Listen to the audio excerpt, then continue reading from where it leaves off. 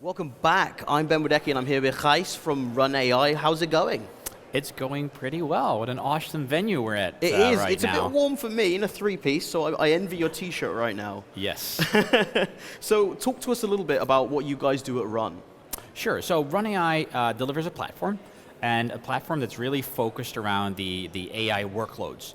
So organizations are developing AI applications, they require resources, and that's exactly where we're bang in the middle. So we'll make sure that those resources that are available, CPU, memory, GPU, are put to the most effective use, while simplifying the whole consumption of those resources for the AI practitioners, so the data scientists, the ML engineers, the ML ops engineers.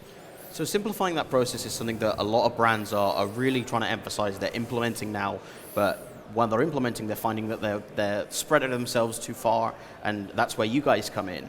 Is there anything that you're seeing from your side of things with the clients? What are they asking you in the last 6 months in terms of when you come in? So we see a lot of these organizations that are working on AI or developing AI applications or transforming their business through AI, that they're maturing. They started out early days, they started some experimentation, training some models, and now they're in this whole phase of getting them into production. And they're adopting these new practices, like MLOps, for example. Now, the MLOps ecosystem right now is huge. There's like 600 different MLOps tools out there, all of them doing certain specific things that they do best and they're excelling at. There's not one size fits all right now. And most of the questions we get is, okay, great, I have all of these resources, I now have these tools. How do I make sure that these tools are making the most, or getting the most out of the resources I have available? And because we're a very open platform, that's exactly where we can help them. They can tap any type of MLOps tool in there, and we'll just make sure that all of these resources that they've paid large amounts of money for are being put to their best use. And the interesting thing is, obviously, you're working on the GPU side as well, and those customers that you have are already frustrated in the last 2 years because there's been no chips.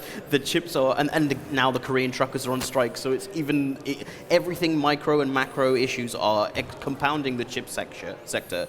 So how do you guys come in and once they finally got their GPUs and ease their concerns? What's the important part of that? So the most important part is once you finally got those GPUs, is to, again, make sure that those GPUs are being put to the best use possible. So what we do is we offer very deep integration into the infrastructure stack that allows you to do things that are now, without us, very, very hard. So that's sharing GPUs with multiple, let's say, data scientists. That's detecting whether a GPU or resource is actually being used, and if it's not used, offload that workload somewhere else and then make it available to someone else again.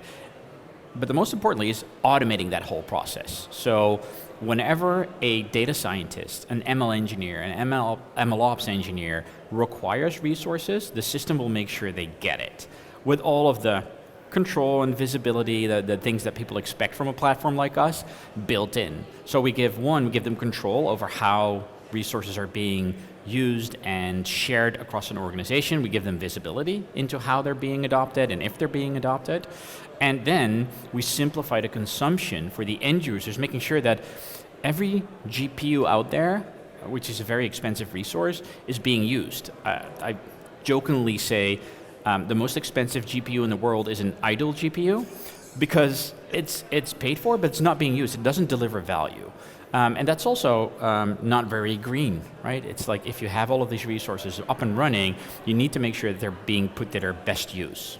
Well, I always thought that the most expensive GPU was one from the last 2 years because I can't find any. So I want to come back to the point on efficiency, because we talked at the top about you guys come in and you ease their concerns when it comes to developing and training, but efficiency isn't just about making algorithms and tests work well. It's about saving time, saving costs.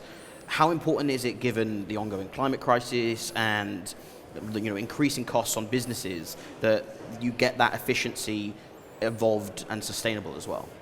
So the efficiency is key, because what we've noticed is if you give the AI practitioners, if you give the data scientists resources, If you give them more, if you give them instant access to it, they will do more and they will do it faster, which eventually results in better models, better accuracy, and a faster go-to-market for organizations that want to adopt AI and that want to put it into good use. So there's, like you touched on, there's so much in terms of ML ops and dev right now, training, there's so many vendors out there. What do you feel sets your platform apart from other players on the market? So I think a lot of the ML ops, and I always tend to compare it to an iceberg, right? There's this whole ML ops iceberg, and the top is only visible. And that's very much related to the machine learning part of it. So that's experimentation tracking, visualization, data tools, where all of these specific tools, they need to run on compute.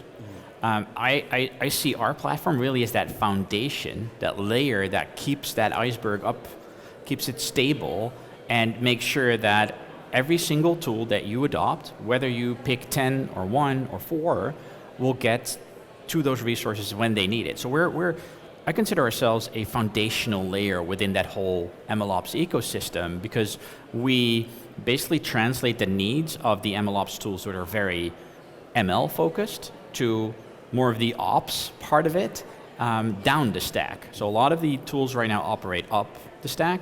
We operate more down the stack, really delivering that fundamental layer upon where organizations can build all their bits and pieces. So what's interesting to me personally about you guys at Run is you're based in Tel Aviv, which is a hotbed in my view for AI right now. There's a lot in defense there, but there's also a lot in healthcare and a fair amount in retail as well, which I was completely blindsided by. How important is it for you guys to be recognized and important for innovation in Israel that you guys are here showcasing?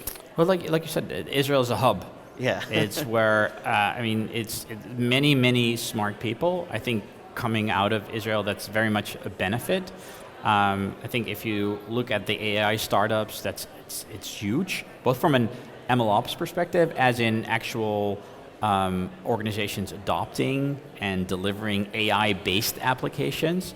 So for us, it's kind of a confirmation. If we're being adopted in Israel by the AI startups there, that means we're doing a good job. Right? And it's also very important for us because we're very close to all of those startups, so we can have conversations. It's a very, very open community there. People talk to each other and exchange ideas. So it's very important being there and being founded there. We're founded by Israelis, right? So coming from a research background, so they know how troublesome it is to get resources, but they also built their whole network there.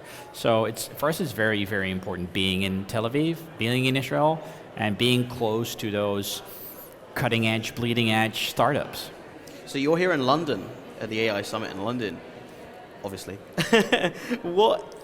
How important is it for you guys to come this far and showcase in front of among some of the biggest names in AI? It's very important. We need to get our name out there. People need to know what we do. But besides that, it's also a great place to talk to the other vendors right here and see how we can partner and see how we can help each other. It's a fairly new ecosystem.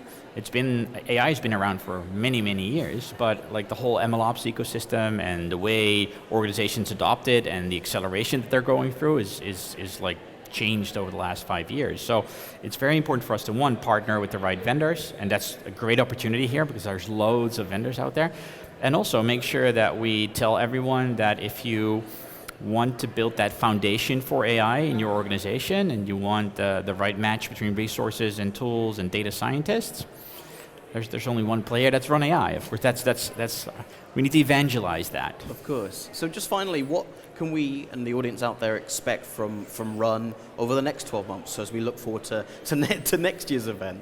So we're really trying to be the end-to-end solution from a resource management perspective, like for the whole AI lifecycle. So that's from building your model to training them to putting it into production, and we want to be as simple as possible, moving as much friction as possible. So we'll be really focusing on that. So making the life of the ones making the difference, the AI practitioners, easier and easier. Removing barriers so they can do more work and do it faster. I think that's definitely what our big focus point will be, let's say, for next year. next year will be even better. Well, let's look forward to catching up at that point. Until then, Absolutely. Kai, thank you so much for your time. Thank you. Thank you for having me. Thank you. Thank you.